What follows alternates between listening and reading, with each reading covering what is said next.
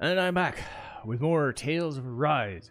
The super duper slow pace of getting answers is still going on. We got back on the starship. I keep doing it. I got back on the starship, and the party got sucked into a tractor beam while Brenna, which wasn't a full planet, blew something into Dana, and is now sucking a bunch of energy, and is now looking like a weird astral flower energy thing. So that's bad. What we don't know is why we're on a different thing. So, yeah. Well, don't give me the option. If I... Don't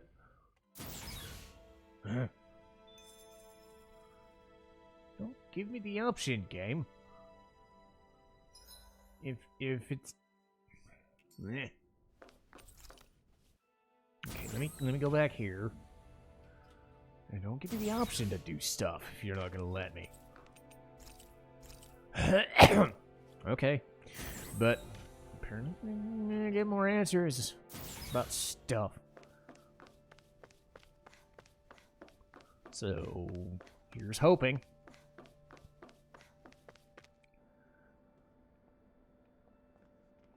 Anyway. This place looks a lot like that room we saw back in the Forbidden Zone. Huh? What's that? Oh. It's one of those! A red woman in disguise. Or is this their true form? So it was a trap?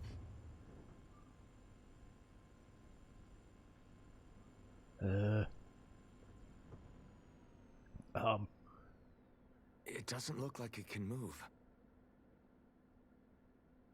Okay. Tell me, are you the one who brought us here?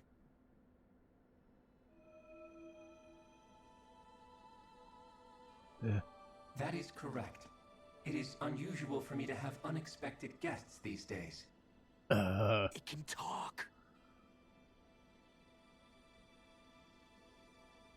What are you? Hevrect 35. Hevrect 35. Is that your name? Correct. What is this place? No, wait, before that, just what exactly are you? Are you somehow associated with the Red Women? Before I answer, I have a question for you. How did you all arrive in this sector?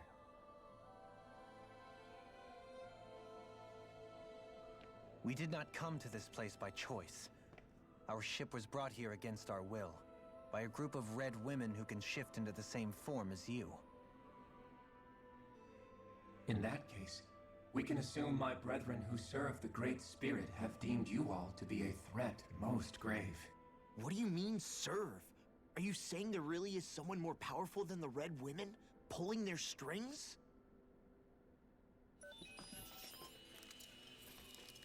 What did you do to us? I examined your bodies. You have not been harmed in any way. Okay. Identifiers detected. The Sovereign and Maiden are among you. However, you aren't under its control. I see why they viewed you as a danger now. Oh, Dang it. great. More riddles. Do you think we can trust this thing? Like it or not, it may be our best chance at a ticket out of here. Let's at least hear it out. It's our best chance to learn what's going on. You can tell I'm getting more and more I frustrated. shall now answer your questions. We are Helganquil. Okay. The red women you encountered previously are a form of disguise we employ from time to time, but not our true form. Helganquil? You are on Daeq Fazol, a celestial base which drifted here by accident. The will of Rena's great spirit no longer reaches us here. Since my sudden separation from the Great Spirit's influence, I have used any and all means to extend my lifespan. As I have done so, I have also set out to monitor and research Rena and Dana from this position. A question. What is this great spirit of which you speak? Is it something that rules over your kind? Correct. The Great Astral Spirit is a large mass of astral energy that fills all of Rena, one with its own will, a voice we cannot refuse. A voice? Just like Dana. The voice of the Great Spirit speaks to our hearts directly, and we have served it without question throughout the ages. Does that mean it was controlling your minds? Wait a second. Could this great spirit be the true sovereign of Rena? The true ruler of Rena. It could be the same thing that's controlling Volron. Wait, back up. You're telling us this great spirit of yours is the one that ordered you things to harvest the astral energy from Dana? I'm not sure I believe that. Why not? We've already made contact with the will of Dana back in the Wedge, and in the Forbidden Zone on Lenegus. If Dana has a will of its own, I don't see why Rena wouldn't. Maybe not, but think about what you're saying. If Dana has a will like Rena, then that would mean that we've been controlled by the voice of Dana this whole time, just like these things. Dana's will hasn't been forcing us to do anything. We don't know that. But Let's assume that what Hevrect 35 claims is true, and that we are indeed cut off from both planets. Even if we had previously been under the control of Dana's will, we would have noticed now that we are disconnected. Your fear is not based in logic. The voice of Dana is much smaller and quieter compared to that of Rena's great spirit. Rena's astral energy is amassed at its center, whereas Dana's is shared among all its constituents. So thinly is that energy spread that it cannot coalesce and formulate a will. Our findings here indicate as much. Which explains why we felt its will where we did. The Wedge and Lenegus are where so much of that energy had been accumulated. The Great Spirit's desire is to consume all astral energy, and the pursuit of that desire is why you see Rena in its current state.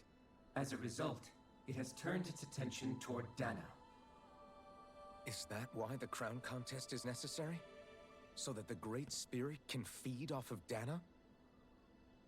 Indeed, and it was to that end that we Helganquil devised the crown contest. Had the initial spirit channeling from 300 years ago succeeded, all of Dana's astral energy would have been seized. Yeah. But the ceremony failed. Lenegus was severely damaged, and you lost both the Sovereign and the Renasalma. Correct. A change in plan was required to ensure the spirit channeling's success. However, recreating the Renis Alma required a vast amount of energy. That is why we turned to Dana.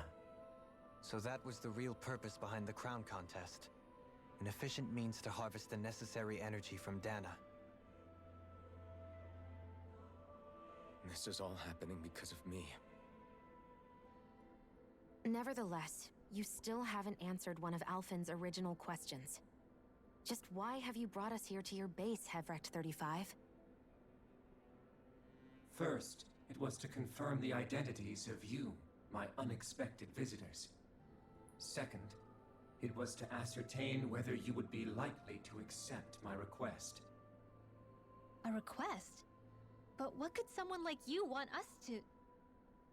I wish for you all to slay the Great Spirit. Yeah. I'm sorry, did you just ask us to kill your master? I did. It is in your best interest that you do so, I might add. What makes you say that?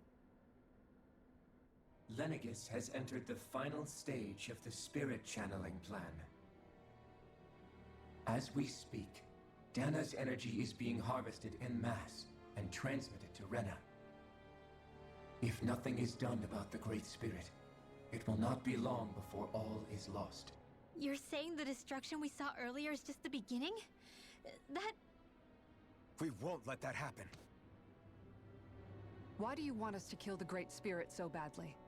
Is it to save our world? To free you, Helganquil, from under its control? Why?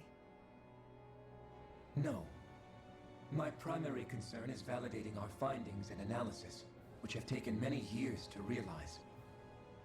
As such, it is my desire to see how your actions impact and change these systems. However, I will not deny that vengeance also plays a part. Vengeance? For what? In spite of our long service to the Great Spirit, our species is on the brink of extinction. You mean you're dying? At this stage, it would be wise for you to talk with the others. Ask them what you need to know. Once you have your answer, return to me. If you agree to help, I shall fix your ship. Others? Just how many of you are there? I am the only Helganquil who inhabits Daeq Fazol.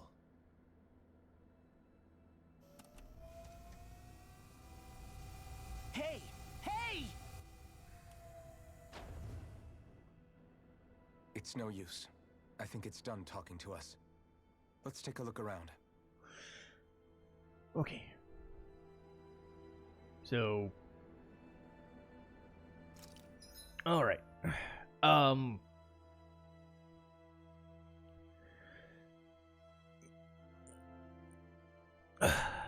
So I can effectively start talking at this stage because, like I said, I've beaten this game. You could tell I was starting to be frustrated with pacing, and it's because I knew where this game was going, right? When I originally played this was one of those things where the final boss should either be Volron because of his actions earlier in the game, or someone controlling him. Because everything that made sense was pointing to somebody is pulling the strings. And now that I'm rewatching this, I understand more, because again, I was trying to do this in a lurch really fucking quick when I first played it. It's hard to like understand the story even when you're playing through it one time. You need a second time to really let it sink in. This isn't helping much, and I'll give you my reasoning. The point for the last while has been siphoning energy, destroying Dana, basically infecting it, moving on. You know, that whole thing of taking resources, leaving it for dead, moving on. That's a threat. That's a substantial threat. I'm not denying that it's a threat. The idea of you're just taking a thing, you're doing the thing, you're destroying the thing, we gotta stop it. We gotta kill it. I have two problems with their explanation as has been written. One has been these Helganquil. We know nothing about these things. We haven't been fighting them, other than that one boss fight. We've seen the Red Woman a couple of times. So they themselves have wills, don't have wills, were brainwashed, weren't brainwashed. They weren't like Volron in the sense that I can, like, I want to kill them. The most they ever did was possess one of our character's friends, so that she would attack us. That's not a lot of, like, end game scope, right? They're just servants, and that's fine. They're servants to the thing. They're being brainwashed, and like, okay, you want vengeance on the thing that wants to kill it. Okay, cool. But the problem becomes, what is your end boss? Now that we know what the end boss is, here's one of the main issues. This is a force of nature villain. Force of nature villains don't really have a lot to go by. So I get why they're trying to make this seem like this is such a big deal, but, like, force of nature villains are tough to deal with. They're catastrophes, they're natural disasters, they're this, they're that. We had no indication at the beginning of the game that this would be a force of nature thing that we're fighting. Sin in Final Fantasy X is a force of nature villain, but we see it destroy Kilika. We see it destroy tons of things. I'm rewatching Final Fantasy X, my playthrough of it recently, and they blow up shit all throughout the game, and we find out that not only is it a force of nature villain, but it's connected to Tidus in some way. So we have both a personal and, like, obligation. We have a personal reason for wanting it dead, and we have the world, because this is relying on, oh, you just want the astral being dead because it's killing all of Dana. Like, when I played this, I was hoping that there was some sort of crazy twist, that there was a single being at the heart of all of this I don't like manipulative final bosses, I've said that before, but even, like, putting a face to a name will give you something. Whether it be Volron, because, I mean, what would be the mechanics of him understanding how all of this works and him doing it all? Or just usurping the Great Spirit. Just saying he found a mechanism to do it. He used the Renaissance to do it, and the Great Spirit Red Women fuckers didn't want him to do it. So maybe that mechanism, whatever. Even doing that would have been preferential. Because Volron still exists. And we still have, he stabbed Shion, he stabbed Almadria, he blew up, he basically turned Ganeth Harris into a fucking cesspool of death. We have reasons for wanting him dead on a personal level. It's easier to put tie a bow around a villain that we can see speak and do damage and do things. Forces of nature are kind of different. Which, in my head, I was honestly, in a weird way, I was kind of hoping that Naori herself, as bonkers as that would have been revealed as the main villain. Like, all that monologuing she did, and then all the stuff about being cursed, like, it would have taken some mental gymnastics, sure, and it may have been a stupid idea, but think of, like, the mechanisms of Alphen finding Naori for the first time in 300 years, only to find out she went fucking cuckoo nuts balls, and both Shion and Alphen have to fight her off. And she has a justifiable reason for basically usurping everything because of what they went through. That could have worked in a strange, bonkers way. It could have still given you a face to a name. You could have gotten all this build-up, and you didn't even have to make her, like, fucking evil for evil's sake. You could have just said she's going to use Renaissance or the Great Spirit, usurp all of its thing, and just basically blow everything up because Rena is at fault. So I'm just going to destroy that. And then I'm going to turn my attention to Dana just because. Just because I went through serious fucking shit, and I think it's just better for nihilism's sake. Because nihilism as an idea is also kind of... But you can see where nihilism versus I'm just a big floaty ball of energy, I'm going to eat stuff. I don't know. I get what they're going for, and they did tie up some of the loose ends, but it's just...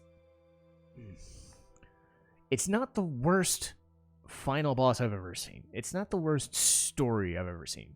But when you consider how personal of a story and just how much stuff we went through with Alphen and Shion and Zephyr, Magal, like every fucking lord wanted us dead on a personal level in some way, to now find out that this whole thing was just a force of nature ending was just... That was my main problem with the story. I don't know if it would have been better if they'd kind of left breadcrumbs, like if the Red Women or the Hell Ganquil had shown up more, rather than just kind of piecing out in the middle of the game and now all of a sudden they're things. But I don't know. That's my interpretation of this as it is. They're obviously going to throw in a little bit more, but now we know what the final boss is. I'm just kind of... That's why this game gets a bad rap, is they've spent so much fucking time trying to give us the answers we needed, only to find this was our answer the whole time. This could have been the best game, and then it just... Berseria stuck the landing because Velvet wants Artorias dead, and Artorias sticks through the end of the fucking game. He is the final boss. It's the Cloud Sephiroth thing. It's he's the final boss. You know he's the final boss. There's no shortchanging it. So you get that sort of catharsis and comeuppance. This seems like it came out of nowhere, even though this is something they've been building towards. It just doesn't seem like the right villain to choose to end the proceedings. So yes, the final boss is this floating orb of dark shit. Yeah, it's affecting Shion and is going to cause all of the world to die. But none of these characters other than Shion and maybe Alphen have a personal stake. Other than, I live on that planet, I don't want it to die. It just seems kind of weak when everything was building to something more personal, something more humanistic as an entity. So that was my main issue. I wanted to get that off my chest. I know this episode didn't do a whole lot, but it did answer some of the questions. So yeah, I don't know maybe what you guys think. But anyway, that'll do it for this episode, and I'll see you guys next time.